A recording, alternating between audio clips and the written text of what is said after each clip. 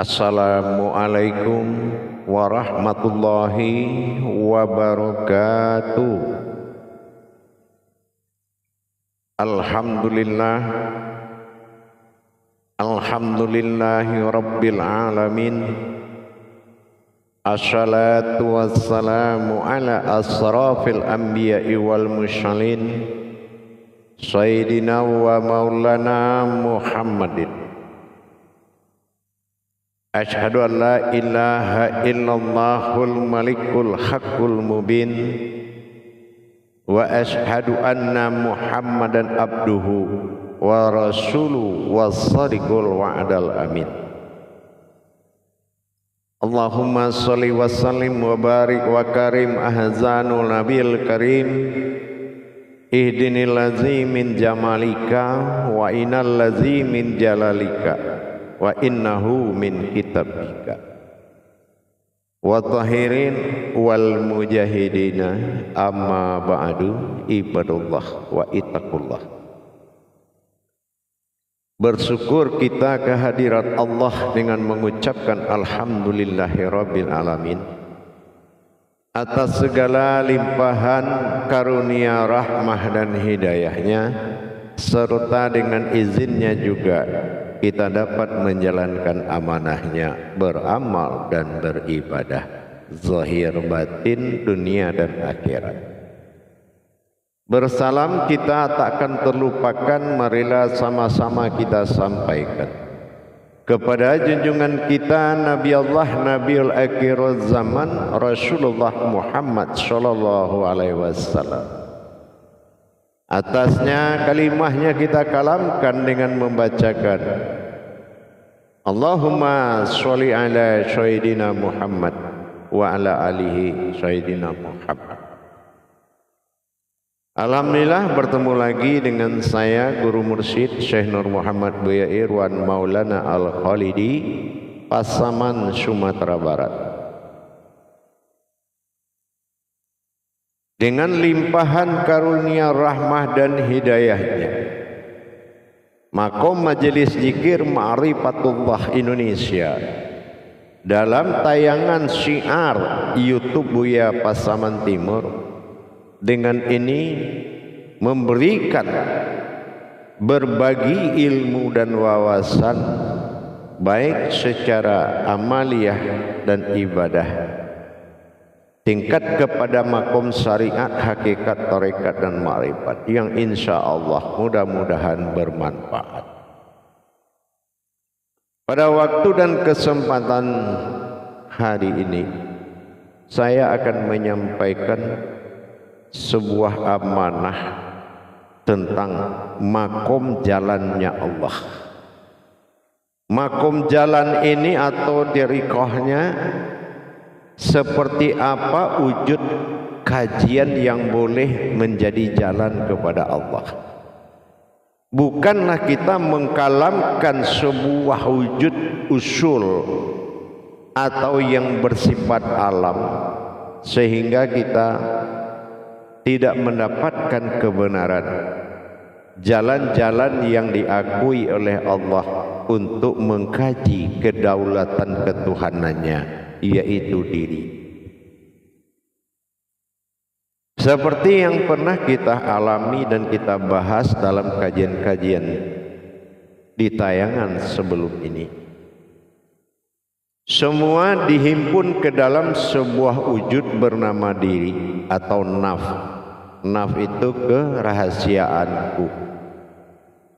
Innallaha innal insanu masyakinatul wal marido. Sesungguhnya aku dalam rahasia dan manusia itu adalah rahasia aku.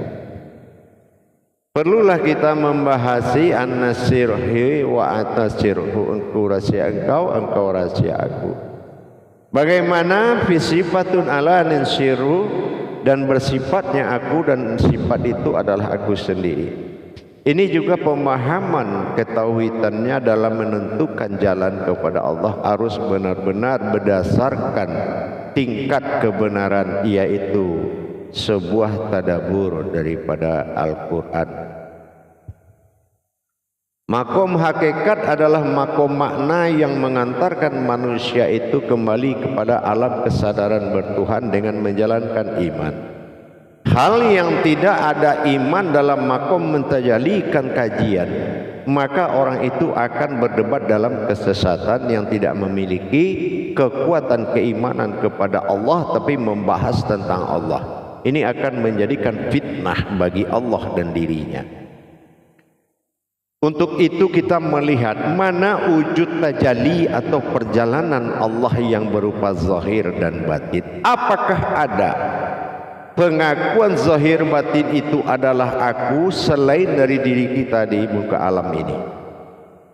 Apakah ada Allah mengakui di hutan dan dimanapun zahir batin itu adalah aku? Ingat, zahiru Rabbi wal batinu abdi. Allah membagi keberadaan sifat tadi. Setiap zahir bagiku adalah jalan kepadaku.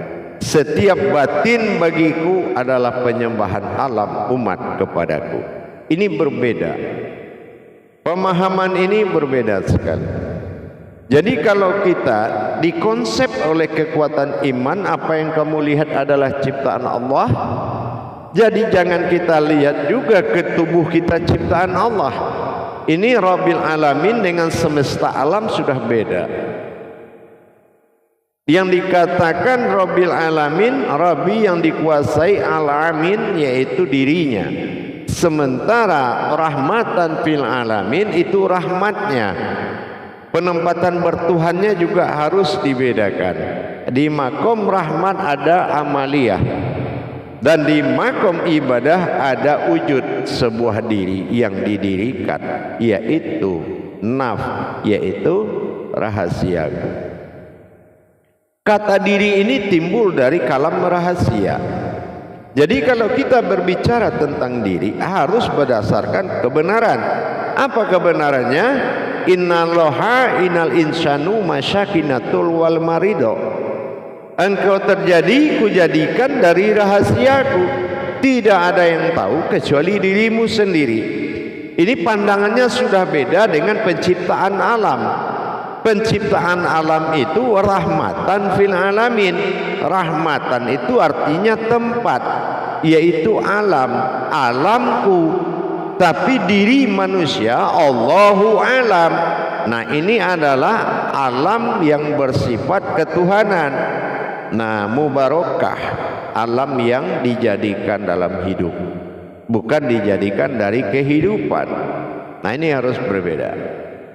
Dengan demikian kita melihat kembali konsep-konsep ketuhanan diri tadi.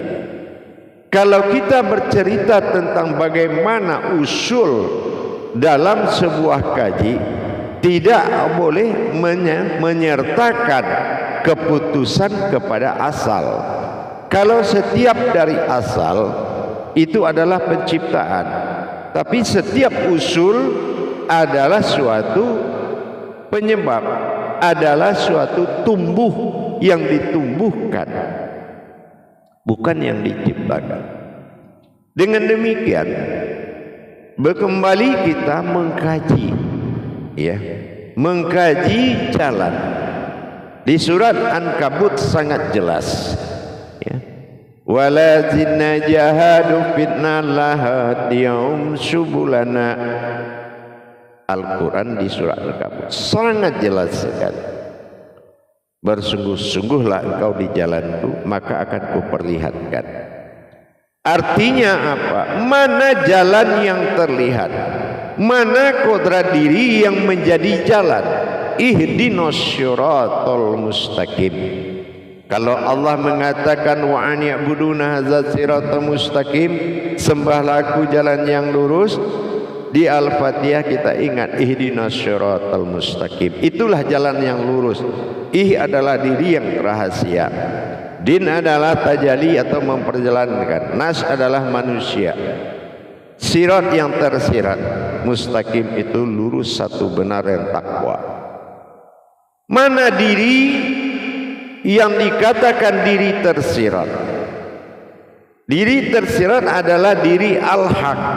Diri al-haq itu adalah diri didik atas segala diri, yaitu diri yang tidak berwujud kepada penciptaan. Itu namanya al-haq, diri yang hak, atau hak ini lebih kental disebut dengan bahasa aku, diriku, naf, hak. Ya, jadi gitu, diriku. Dikatakan diriku kata Allah. Beberapa kodrat diri, 4 tingkatan kodrat diri yang bersifat, ada nur, ada batin, ada zat yang bersifat batiniah Allah. Ada naqsyahu, ada nafas, ada tanafas. Sangat banyak tingkatan-tingkatan diri. Tetapi mendapatkan sebuah diri tidak semudah itu. Diri itu malik yaumiddin. Kalau dia tidak berbangkit ya kepada sebuah alam keinsanan Allah, yaitu ruh pada diri kita sendiri, atau dikatakan ruhamiyata, meliputi sekalian alam, ini tidak akan tahu ada diri. Tidak semua orang itu punya diri. Kalau dia punya ruh, ya. Dia punya tubuh, iya, tapi belum tentu dia punya diri. Diri itu adalah pemberian batin rahasia yang diberikan kepada sebuah wujud yang diridhoinya. Nah, ini sama dengan kita mendapatkan qalbi. Qalbi itu hati halus. Tetapi tidak semua orang mendapatkan hati halus tersebut. Ya, tidak semua orang yang ada qalbu. Nah, kalau qalbu ini adalah hati hayat, hati nazir, hati merah, darah. Nah, ini qalbu. Ya, jadi kalau qalbi, nah ini hati batin. Ini tingkatannya sanubari dan nurani. Nah, ini berbeda. Qalbi mu'mini baitullah, hati yang berilmu rumahnya Allah, berarti qalbi mu'mini, bukan wafun qalbun alal kabatun, wa fi qalbu ala kabatun, wa fi qalbu ala fuadun. Bukan tingkah kalbu, tapi kalbi, yaitu alam sifat dan zat yang siri yang didirikan dalam halus, di balik yang halus di dalam hati. Ini juga memenuhi kategori ketuhanan dan akan menimbulkan kebatilan, merusak semua kebatilan dan mendirikan segala yang hak. Tetapi kalau kodrat-kodrat ketuhanan di diri kita tidak berdiri dan bertajalli, kebatilan akan selalu mendampingi kita, zatnya, sifatnya, sementara pasangannya ada pada alam akal dan nafsu. Ini akan bertemu dia. Nah, disinilah rohani kehilangan pedoman. Mana yang akan dia pedomani terhadap Tuhan, dan mana yang akan dia pedomani terhadap pertolongan kepada kehidupan ruhnya. Ini juga akan menjadi masalah atau sengketa rohani namanya. Dengan demikian kita wajib belajar bagaimana kita bisa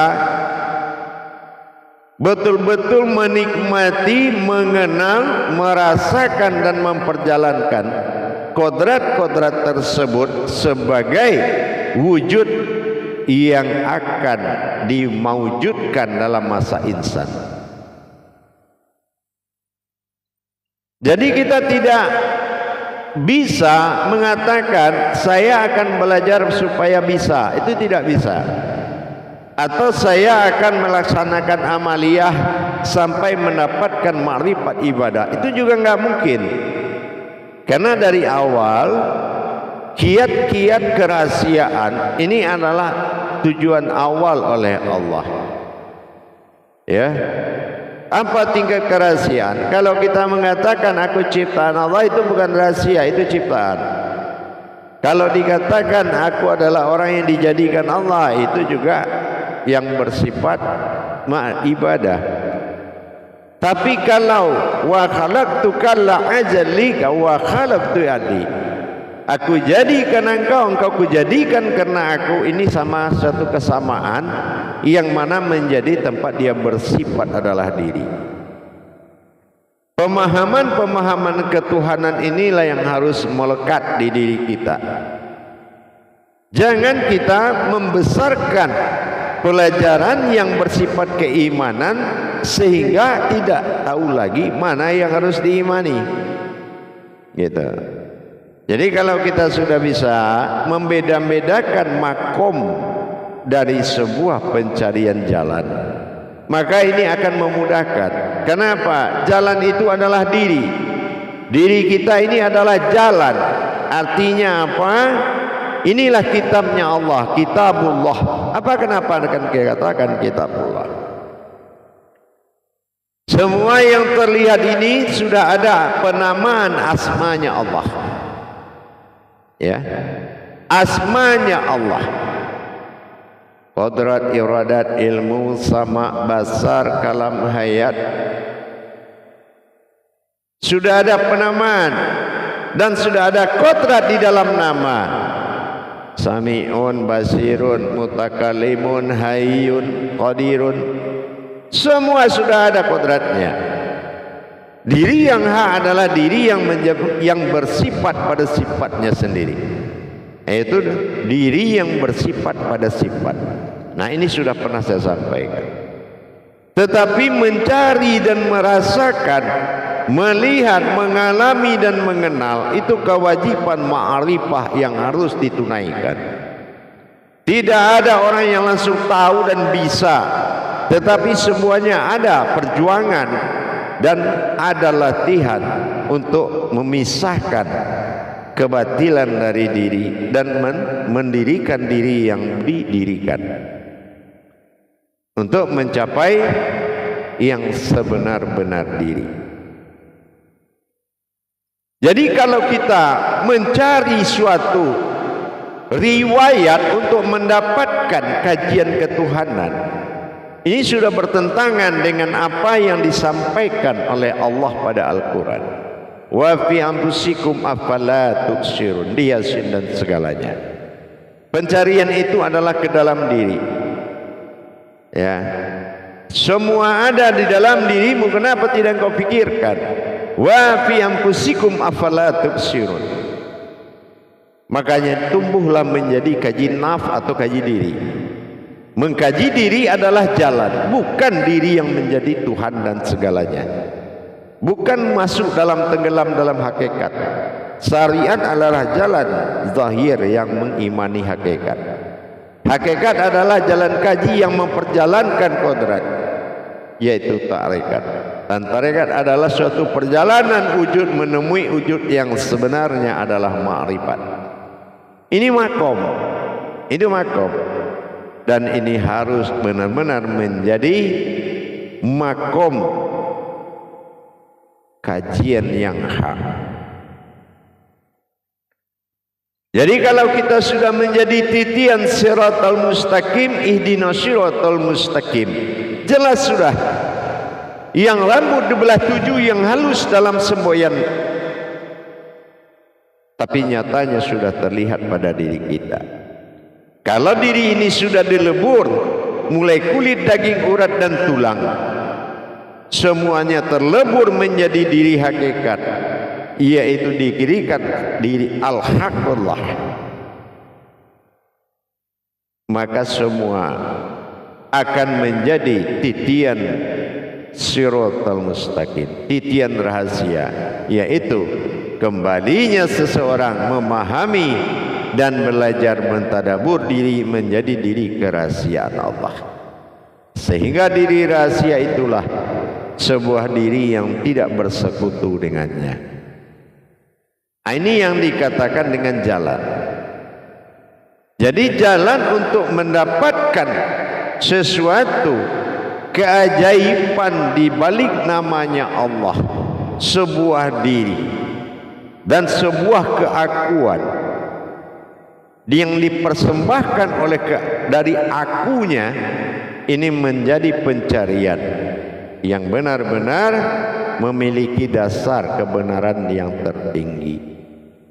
Kalau hanya pemahaman kita ini pemahaman masih di dalam suatu hakikat, berarti kita belum bisa memperjalankan betul-betul menuju jalan yang benar. Maka untuk itu kita belajar bagaimana supaya kita belajar ini memperjalankan, bukan mengetahui sesuatu yang kita belum tahu dan menjadikan kita ilmu yang hebat. Seperti saya bilang selama ini, jangan kau cari guru yang hebat, tapi carilah guru yang bisa membuat dirimu hebat. Hebat dalam itu ahli. Ya. Nah, gitu kalau kita sudah ke situ arahnya, mendapatkan diri yang hak, ilmu yang hak dan guru yang hak, dengan kita bagaimana berusaha beristikharah kepada Allah, memohon didatangkan ahli diri kita, pimpinan diri kita, ahlul baitnya diri kita, sehingga kita mendapatkan hak untuk berkalam tentang Tuhan. Kita berhak mendapatkan hak untuk berilmu dan beriman kepada Tuhan. Tetapi kalau kita masih abid, bekerja sendiri, simpulkan sendiri, jalankan sendiri, itu bukan tujuan Allah. Tujuan Allah bukan abid, tetapi alim.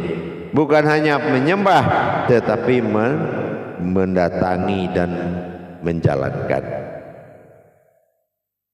Hadirin jamaah yang dirahmati Allah rahimakumullah.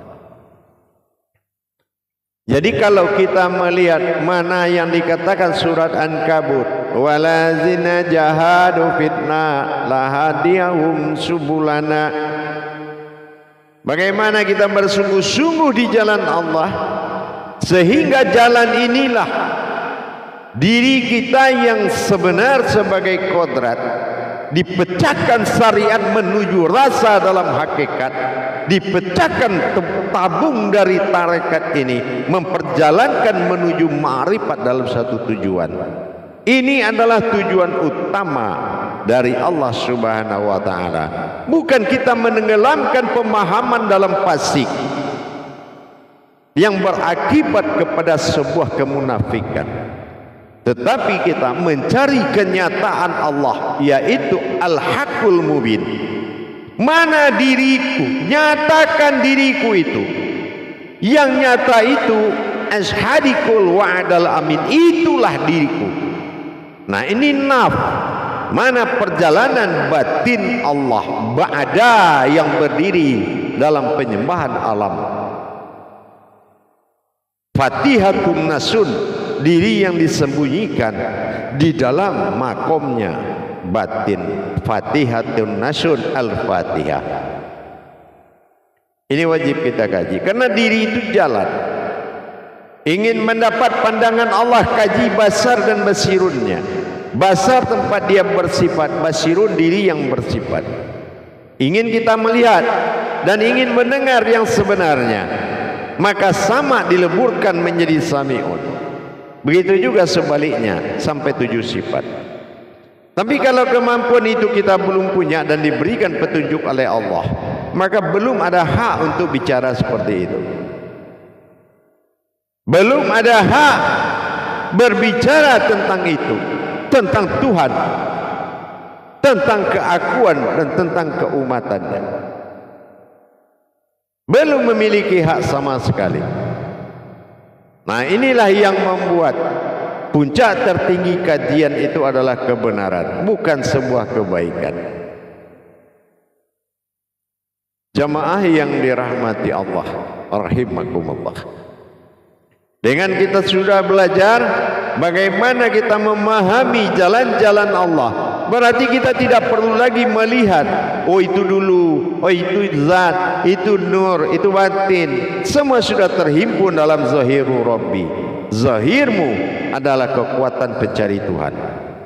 Tapi zahiru, ingat zahir Allah beda dengan zahir alam atau zahir kita insan. Zahir Allah, zahiru, alif doma'u di belakangnya, yaitu diri yang sir, diri yang rahasia, diri yang hakikat. Maka dari jemaah sekalian, para hadirin dan hadirat rahimakumullah, Mengkaji jalan kepada Allah adalah diri yang tersirat, diri yang berdiri, diri kodrat yang berilmu. Ini adalah suatu jalan. Diri kita ihdinas siratal mustaqim, suatu diri yang tersirat. Tersirat dalam arti apa? Tidak diri halus, tetapi diri tersirat adalah diri yang bermakom rahasia. Tingkatan pandangan terhadap diri ini sudah menempuh jalan kerahasiaan. Layasananya kita ada di depan kaca cermin. Siapa yang di dalam, siapa yang di luar? Apa perbedaan yang di dalam dengan yang di luar? Dalam wujud yang sama. Nah, kalau kita sudah tahu demikian, bagaimana kita menatap kebenaran ahyan karajiah, penampakan ketuhanan yang dihalalkan oleh wajah. Yang kedua, ahyan sabitah sebagai kodrat diri yang hidup yang tidak berasal dari langit dan bumi. Itu adalah hidupnya Allah, ruhaninya. Kalau sudah rohaninya kan itu hidupnya Allah, karena itu rohaninya Allah. Nah, karena zahiru Rabbi, maka dizahirkanlah ketuhanan tadi, Rabbinya, maka terjelaslah di situ wawasan mencari rohani itu dengan melihat jasmani. Nah, ini tingkatan tauhidnya sudah lumayan bagus. Nah, cuma harapan kita bagi yang belum memahami tentang sebuah tauhid kepada Allah dengan tingkatan dan pelajarannya, jangan dulu kita menerima orang belajar, karena bagaimanapun kesesatan manusia adalah kesesatan dan kesalahan kita kepada Tuhan. Kesesatan dan kebodohan yang akan dialami oleh manusia itu dibebankan ke atas kesalahan yang memberikan ilmu. Jadi tidak mudah mewakili dalam nikmatnya Allah ini. Harus benar-benar terjadi dari perwujudan yang dijadikan Allah berupa diri. Dan ini harus betul-betul dialami kajian itu. Betul-betul harus terjadi. Jadi bukan hanya dihayalkan atau diiktikatkan saja tanpa menyaksikan kebenarannya. Jangan engkau tikatkan sesuatu yang belum engkau menikmati dan menyaksikan perbuatan itu, karena ini adalah suatu dusta. Ya, waba'ayyaba. Bagaimana waba'ayyaba itu berkata sebuah batin yang mendustakan nikmat rahasia, karena dia tidak tahu kalau rahasia itu adalah sebuah wujud kerohanian dari Allah, bukan kodratnya batin. Jadi kita harus benar-benar menjalankan dan melaksanakan tajali-tajali ketuhanan dalam diri. Kenapa? Karena awal diri adalah Tuhan. Ilah ba'dal tunggal wahid mulai jadi. Dan awaludin ma'rifatullah, mendapatkan nama tujuan iman pertama. Yang ketiga, asal dirimu Allah, kembali engkau kepadanya. Inilah alif kembali kepada alif. Allah tidak mau engkau membawa apapun datang kembali kepadanya, malah Allah mau minta kamu kembalilah dalam keadaan kosong. Kosong itu adalah tidak ada yang ada di situ melainkan diriku sendiri. Jadi itu yang dikatakan kosong, bukan tidak membawa amal ibadah. Kosong itu jangan membawa keumatanmu pulang kepada ketuhanan, karena ini adalah perbuatan dari hayat. Tapi wujud adalah penantian awal dan akhir. Ini perlu kita betul-betul memahaminya. Dengan adanya kita mengetahui jalan yang Allah maksud, walazina jahadu finna lahadihum subulana, adalah al-insani siri wa sifatun alal siri innahu alal sifatun.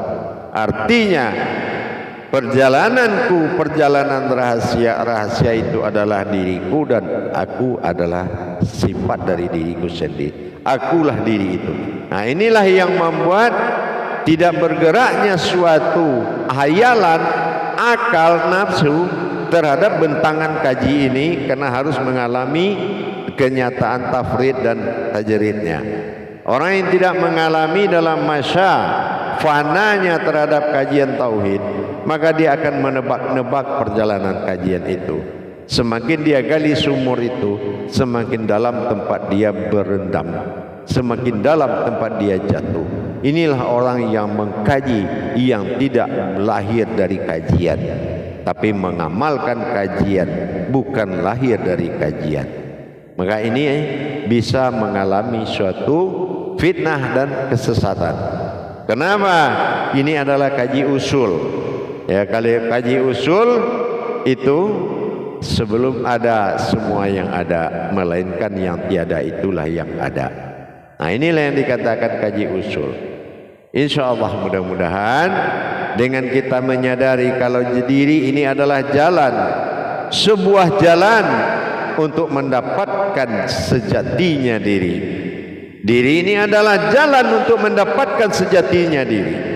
Insya Allah pemahaman itu harus mengikuti jalannya. Al-Baqarah 269. Bagaimana kita bisa meyakinkan Allah untuk membuka jalan pemahaman? Karena tidak ada yang bisa datang paham tentang Tuhan, tentang hikmah. Tidak ada hikmah yang turun kecuali orang yang Dia kehendaki. Maka jadilah kita orang yang dikehendaki dengan bersungguh-sungguh. Ya, jalankan semua adab. Apa adab? Ketentuan hakikatnya. Ibarat solat, adabnya naik sajadah. Ibarat takbir, adabnya menentukan Tuhan dan umat. Ibarat niat, harus jelas mana yang ilah, mana yang ta'ala. Semuanya ada adab yang dirahasiakan. Kenapa kita diam tentang hal yang diwajibkan? Tetapi yang tidak wajib berdiri sujud malah kita di situ malah kita melaksanakan kekusukan. Tidak akan mungkin bisa. Berdiri bukan mengantarkan kamu ke alam ruku yang kusuk. Ruku yang kusuk tidak akan mengalami kepada sujud yang kusuk. Sujud yang kusuk tidak akan mengantar kamu kepada duduk yang kusuk. Tetapi yang mengantarkanmu ke alam kusuk itu adalah yang kamu saksikan yang ada di balik gerakan tersebut. Inilah jalan. Jadi dengan kita sudah memahami jalan-jalan ketauhidan kepada Allah, insya Allah semua akan mudah. Ingat pesan saya, apabila hidup kita kenal dengan Allah, hidup mengenal Allah, hidup itu akan indah. Dan beribadah kepada Allah, ibadullah, maka hidup akan terarah. Dengan kita berilmu kepada Allah dalam makom asmanya Allah, kita berilmu kepadanya, maka semua akan mudah, insya Allah. Mari kita tingkatkan ketauhidan diri kita dengan memperjalankan diri, bukan mendengar cerita sesuatu tentang diri. Yang tidak memberangkatkanmu bukanlah ahli dirimu, itu ahli cerita. Ahli dirimu memperjalankan rohanimu kepada asal mula jadinya. Inilah hidupnya syariatullah, bukan mati dan meninggal, tetapi syariatmu sudah syariatnya Allah. Apa syariatnya Allah? Adalah syarat yang berisyarat. Syariat adalah sebuah kodrat yang telah memenuhi syarat dan gerakannya adalah sebagai tanda atau dikatakan isyarat. Bukan gerakan jadi wajib dan ibadah jadi sunnah. Ini terbalik. Ya, yang jadi wajib itu bukanlah gerakannya. Tapi yang jadi wajibnya adalah wujud yang ditajalikan di dalam pelaksanaan mana umat, mana Tuhan dalam pandanganku. Inilah yang perlu keakuan tadi. Kalau belum dia bisa menyaksikan keumatan dan ketuhanan, maka disinilah tidak akan sampai ibadah kita kepadanya. Tidak akan pernah terijabah ibadah kita kepadanya sebelum sampai masa ilmu itu datang kepadanya. InsyaAllah. Fakulu min bi khairi ilmin ya'malu wa amalahu marudatul la tuhabalu. Beramal beribadah tanpa ilmu pengetahuan, maka ibadah ini tidak akan diterima, bahkan dikembalikan. Thalabul ilmi fariidatu ala kulli muslim. Tingkatkan selalu. Bagaimana kita diwajibkan menuntut ilmu, karena berilmu kepada Allah tidak diukur oleh banyaknya ayat di Al-Quran. Kalau kamu sudah bisa bercerita dengan yang menceritakan kamu selama ini, yang membuat kamu bisa bercerita, maka disinilah hayyun baqo, kekekalan Allah akan selalu mendampingimu, insya Allah. Alhamdulillah, dengan adanya wujud sebuah jalan kepada Allah adalah diri. Mudah-mudahan bermanfaat buat kita bersama, insya Allah. Alhamdulillah, untuk mendapatkan bimbingan dan tuntunan dari kajian Tauhid YouTube Buya Pasaman Timur ada pada Play Store HP Anda. HP Anda. Nanti bukalah, diketik aplikasi Buya Pasaman Timur, insya Allah akan mendapatkan bimbingan satu kali dalam 1 minggu dan akan dimasukkan dalam grup jamaah pengajian, insya Allah.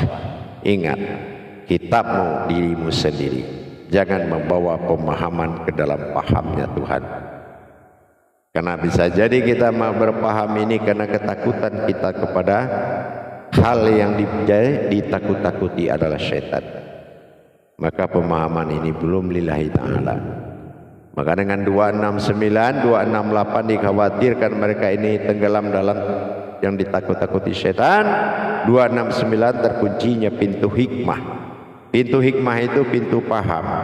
Dengan kita meyakinkan Allah, kita yakinkan dalam doa kita setelah ibadah bahwasanya aku adalah orang yang tepat tentang amanahmu ya Allah. Jangan ragukan aku, insya Allah. Jadi kalau sudah ada ikatan rohani dan batiniah dalam kalam-kalam sirnya, berarti rohani itu sudah mulai bangkit dari tidurnya, insya Allah. Alhamdulillah, para hadirin dan jamaah sekalian, mudah-mudahan bermanfaat. Akhirul kalam, wabillahi taufiq wal hidayah. Assalamualaikum warahmatullahi wabarakatuh.